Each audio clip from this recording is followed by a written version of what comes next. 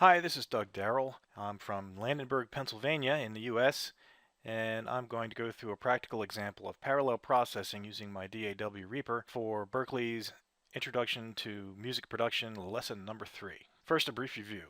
Okay, here we have two tracks. One is an audio track, the other is an aux send track, and it's set up with a reverb effect. What parallel processing does in this case is it bleeds off some signal after the fader, feeds it back into the aux track, and a combination of both the affected track and the dry track are fed into the 2-bus or master bus. We could take it out right at this point, which would be before the fader, and use that for sending to, say, a monitor mix or something of that nature. But for parallel processing with a ambient effect, we'll do it this way. Okay, what I have here is 4 tracks. We've got a drum track, we got a guitar track, and we have 2 vocal tracks. Let's listen to them right now, just dry. Let's go down to Jersey. You can eat your lunch right out the shoebox. Okay, now let's see if we can add some ambience and put them in the same room or so forth. So if I just hit Control T, that creates a new track. And in Reaper, there is no distinction between a regular track, a bus, or an aux send. It all is related to how the routing takes place. So in this case, we've added a new track, and we'll go ahead and add an effect. And I'm going to choose Valhalla Room. And I'll go with a preset here. Let's take a look. Let's go with chambers, and let's go with a rich chamber. And let's see how that sounds with the drums. We'll go ahead and add a send here, and we'll choose that new track, which incidentally I forgot to name. We'll call it reverb, of course. And let's see what we have.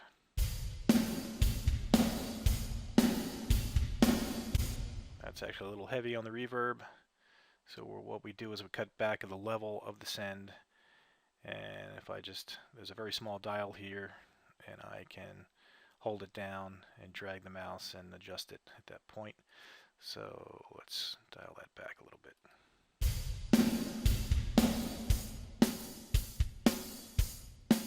Okay, that's a little better. Again, we'll go with the guitar, we'll add a send, we'll go to reverb. Let's listen to it by itself.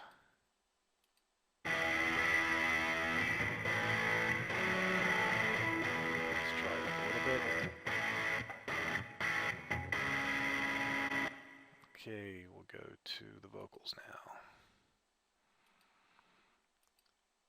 Add a send. Add a send. Now these I want to be a little drier because I want to bring them up in the mix a little more. So I'm going to solo these and see how they sound. Let's go down to Jersey. You can eat your lunch right out the shoebox. Let's see, take them both down to -22 or so. Okay, now let's de-solo these guys and see how she sounds all together. Let's go down to Jersey. You can eat your lunch right out the shoebox. Okay, and the fader on our effect track actually acts as sort of the master level for the effect itself. So that if we play back here, Let's go down to take this Jersey. completely out, You can that's everything eat dry. your lunch right out the shoebox.